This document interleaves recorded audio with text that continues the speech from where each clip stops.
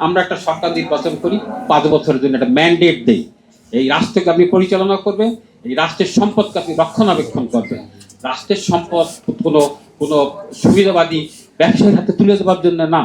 এবং রাষ্ট্র, পৃথিবীর সমস্ত বড় বড় দেশে দেখবেন রাষ্ট্রের নিজস্ব সম্পত্তি আছে। আমার সম্পত্তি আমি যদি ব্যবসায়ীর হাতে তুলে দেই, তাহলে সেই রাষ্ট্র হবে একটি দুর্বল রাষ্ট্র, রাষ্ট্র হবে ব্যবসায়ী নির্ভর। যে রাষ্ট্র শক্তিশালী, যে রাষ্ট্রের অর্থ আছে, সে রাষ্ট্রের নাগরিকও কিন্তু শক্তিশালী, সেই রাষ্ট্রের নাগরিকরা কিন্তু শান্তিতে বসবাস করতে পারবে। এই জায়গাটায় কিন্তু সরকারকে ভাবতে হবে তার রাষ্ট্রকে সে কিভাবে দেখতে চায়। আরেকটি কথা বলবো সর্বশেষে, যে এটা যেমন গেল যে সরকারের অদক্ষতা, আমি তো বলেছি বিজেএমসি সবচেয়ে এখানে সবচেয়ে বড়, যদি কাঠগড়া দাঁড় করাতে হয় বিজেএমসিকে দাঁড় করাতে হবে। আরেকটি কারণ আছে যেটা আমাদের প্রধান অতিথিও বলেছেন, আরেকজন বলেছেন, আমাদের ওই আশরাফ ভাই, উনি তো খুলনারই ছেলে, বলেন নাই একবারও। তো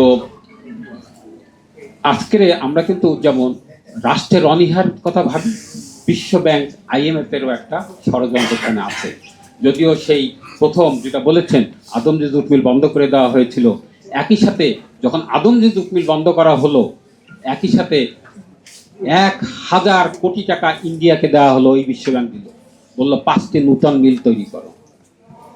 একই সাথে ইন্ডিয়া তাদের বিএমআরই করে নূতন যন্ত্রপাতি তারা সেট করলো, তারা নূতন আইন করলো যে পাট ব্যবহারে সুনিশ্চিত করবার জন্য।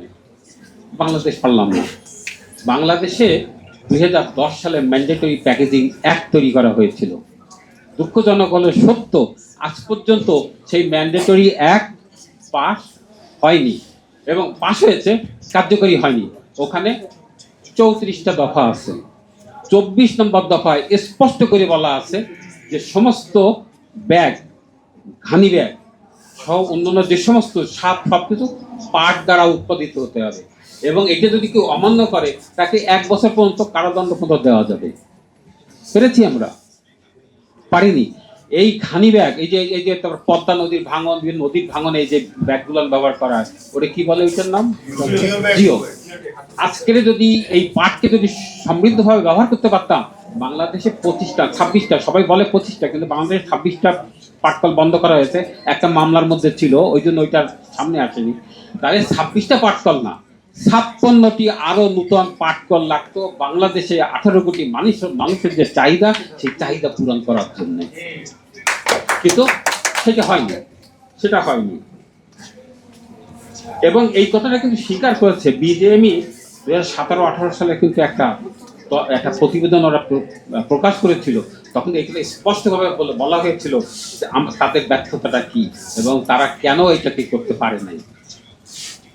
2010 সালে যে ম্যান্ডেটরি প্যাকেজের কথা তো বললাম, আর বিদেশি সংস্থা চায় না কেন, তারা এটা এই যে যেটা প্রধান অতিথি বলছেন, এই রাজনীতিটা কেন, বৈদেশিক রাজনীতি কেন তারা চায় না বাংলাদেশে কোনো ভারী শিল্প থাকুক। বিশ্ব বাণিজ্য, কর্পোরেট বাণিজ্যের নামে আমেরিকা সহ ইউরোপীয় রাষ্ট্রের পণ্য আমাদের দেশে আসবে, আমরা সেই পণ্যগুলো গিলে গিলে খাবো। আমাদের কোনো ভারী শিল্পের দরকার নেই। তাই তারা বলে তোমাদের ভারী শিল্প দরকার নেই, তোমরা বন্ধ করে দাও। আমরা দুর্বল রাষ্ট্র, আমরা বন্ধ করে দিতে বাধ্য হই। এই উপলব্ধির জায়গাটা আমাদের আসতে হবে। এই উপলব্ধির জায়গা যদি আনতে না পারি, তাহলে আমরা আবার সেই ধ্বংসের দ্বার প্রান্তে পৌঁছে যাব।